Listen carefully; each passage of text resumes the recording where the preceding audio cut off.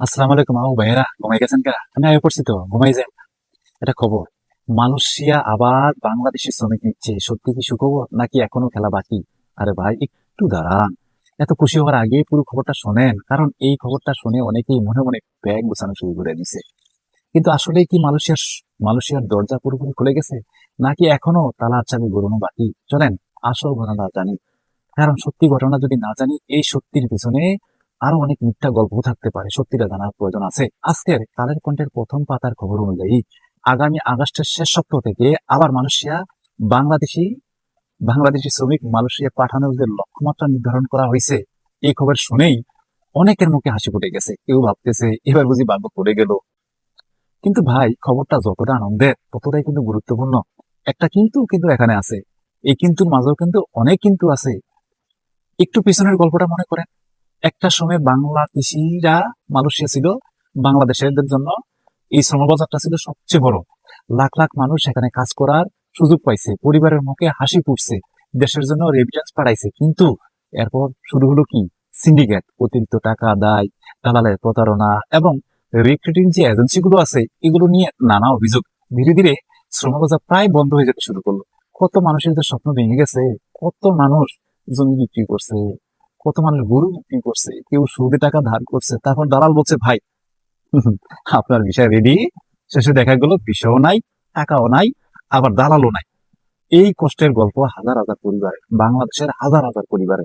এবার সরকার বলতেছে এই খেলা আর চলতে দেওয়া হবে না।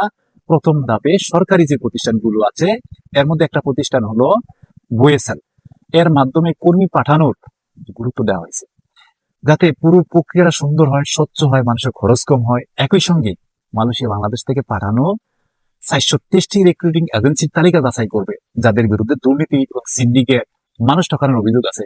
তারা নতুন তালিকার সুযোগ নাও পেতে পারে। একটু সাবধান হওয়া উচিত আমাদের। যদি এটা বাস্তবে সঠিকভাবে কার্য করে, তাহলে সাধারণ মানুষের জন্য সত্যি এটা আশাব্যঞ্জক, সত্যি এটা ভালো খবর, সত্যি আমাদের জন্য কপাল খুলে গেছে বলে আমরা মনে করব।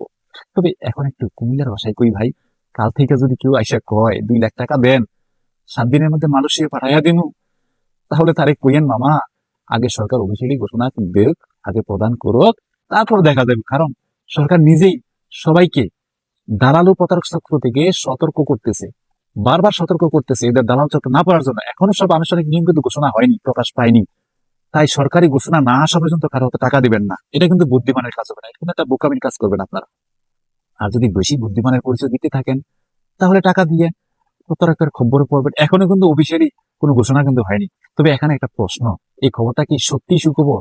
এই যে খবরটা মালয়েশিয়া যে লোক নিবে, এটা কি সত্যি খবর? হ্যাঁ, আমার বিশ্লেষণ অনুযায়ী আমি বলবো হ্যাঁ, এটা সত্যি, এটা আসার খবর। কারণ দীর্ঘদিন পর আবার মালয়েশিয়ার শ্রমবাজার চালুর যে উদ্যোগ নেওয়া হয়েছে, এটা যদি পরিকল্পনা অনুযায়ী সবকিছু বাস্তবায়ন হয়, তাহলে হাজার হাজার বাংলাদেশি হাজার নতুন করে কাজের একটা সুযোগ পাবে, দেশের রেমিটেন্স বাড়বে, অনেক পরিবারের যে অর্থনৈতিক অবস্থা, এটার কিন্তু উন্নতি হবে।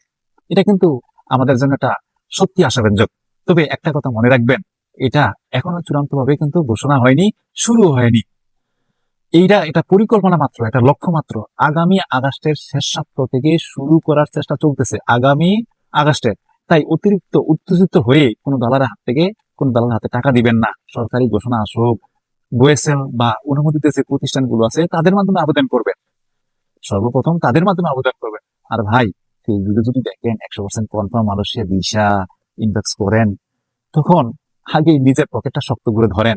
কারণ স্বপ্ন দেখানো খুব সহজ, কিন্তু প্রতারণার কান্না অনেক অনেক অনেক অনেক কষ্টের। ভেবে চিন্তে কাজ করবেন ভাই। এখন আপনাদের কাছে আমার একটা প্রশ্ন, আপনার কি মনে হয় এবার কি সত্যি মালয়েশিয়া সহজে পুরোপুরি খুলে যাবে, নাকি নতুন কোনো জটিলতা শুরু হবে? আপনার মতামত কমেন্টে লিখে জানাবেন। ভিডিওটা যদি ভালো লাগে তাহলে একটা লাইক দিবেন, কমেন্ট করবেন, বন্ধুদের সঙ্গে শেয়ার করবেন, এবং গুরুত্বপূর্ণ যে বিশ্লেষণধর্মী খবর সবার আগে আমাদের চ্যানেলটি সাবস্ক্রাইব করতে ভুলবেন না। সবাই ভালো থাকবেন। আল্লাহ হাফেজ।